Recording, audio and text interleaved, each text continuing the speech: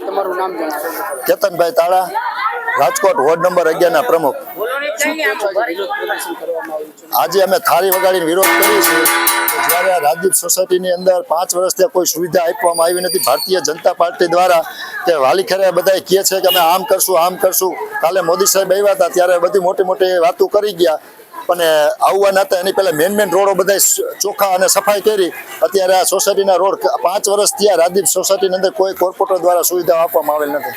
તમે રજૂઆત કરેલી ખરા? અમે તો વિરોધ પક્ષ તરીકે તો બધી રજૂઆત કરતા જ હોય. અમે તો અધિકારીઓને જ રજૂઆત કરતા હોય, કમિશનરને પણ રજૂઆત કરી છે કે વોર્ડ નંબર 11 ની અંદર કોઈ સુવિધા આપવામાં આવતી જ નથી. કે નવો વિસ્તાર ભરેલો છે તો અમને પહેલા તો અમે 2 વોર્ડ ઓફિસની માંગણી કરેલી છે.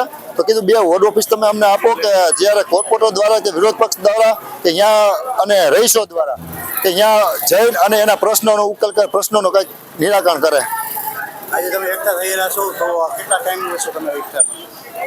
અહીંના રહીશો એવું કીધું જ્યાં લગીને રોડ ને કાંઈક અધિકારીઓ આવીને અમને જે આશ્વાસન નહીં આપે કે અમે આટલા ટાઈમમાં રોડ કરી દઉં ત્યાં લગીને અહીં ઉપર થવામાં આવશે નહીં. ઓકે, આપનું નામ શું? કેતનભાઈ તાળા.